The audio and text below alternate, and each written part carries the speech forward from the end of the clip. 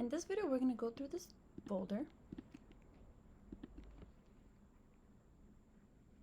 So this document is designed to help new educators or returning educators to the Reading Horizon program. The chapters are divided into 6 sections. Here is the skill, so what students will be learning. In this column are videos. Some of the videos lead to the discovery lessons, which are geared towards younger students, but if you're new to the program, you can watch those videos just to get a gist of what is being taught and the different multi-sensory ways that you can teach them. All right, so now let's go on to the Reading Horizon resources.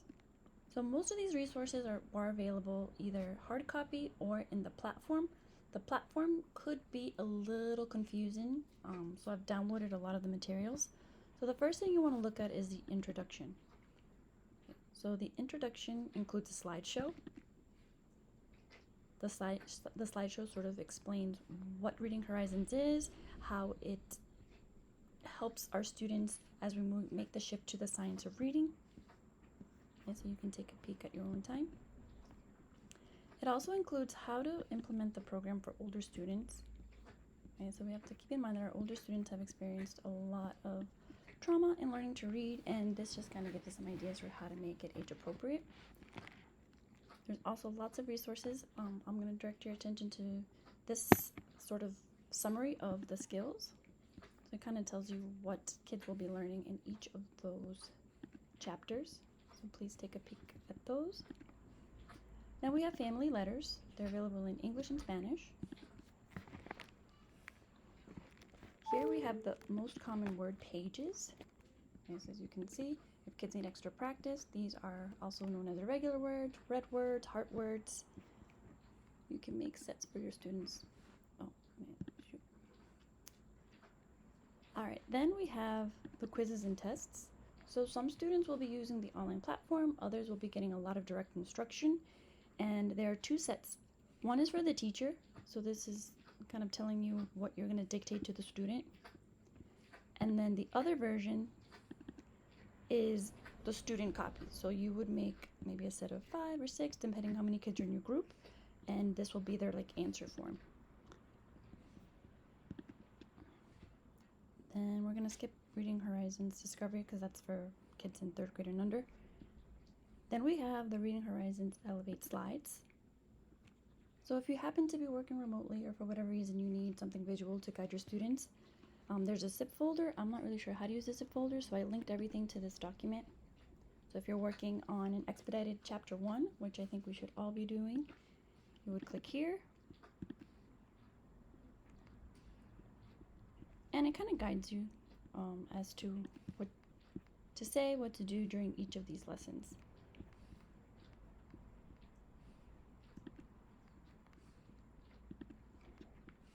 Then we have the student pages and extras. So here is a link to some certificates. There's the original file in case you want to make any edits, and here's the PDF in case you're just wanting to print it quickly. We have the mini reference posters. So Reading Horizons comes with big posters. I know we're very limited for space, so they also have mini posters like this. Okay, it also tells you the core daily 4.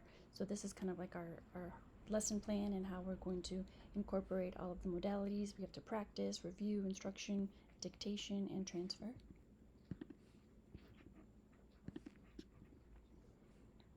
And here we have the student practice pages. Okay, so these are very similar to the ones that are in the workbook.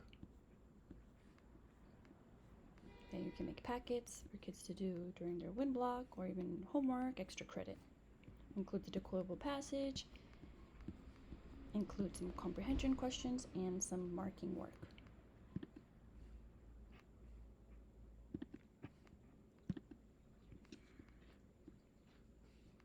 We also have a couple of different resources. For example, if you want to do some minimal pair work before, during, and after reading activities. Some different types of templates that you can use. Then we have the transfer cards. The transfer cards come in the kit. They're printed on different colored papers that correspond with the chapter. But here is just another option. Okay, so this is like the first chapter, and then you can imagine they get increasingly harder. This is very important to do after each lesson. So the kids are practicing what they did in dictation, and they're applying it to their decoding. Here, oh, I forgot the decodable passages. So here are the decodable passages. Right? And again, the purpose of the decodable passages is to have students take what they learned in direct instruction or in the platform, if they're using the platform, and then apply it to a text. So let's take a peek over here. They're numbered by lesson. So in this lesson, it tells you what they're learning. They're learning L blends, and there are 2 pathways. Pathway 2 is a little bit more challenging for students that, maybe have memorized a lot of words, and so they've got a really good sight word bank. However, they still need practice when they get to an unknown word. So it'll tell you the skill words. There's some challenge words.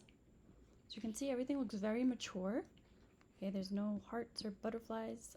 It's very appealing to older students. Look at another one. Let's look at a pathway 1. Okay, so you can see there are no challenge words in this one, but it still does include the comprehension questions.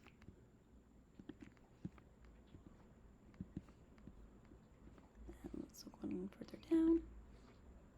All right, so here's phonetic skill 4.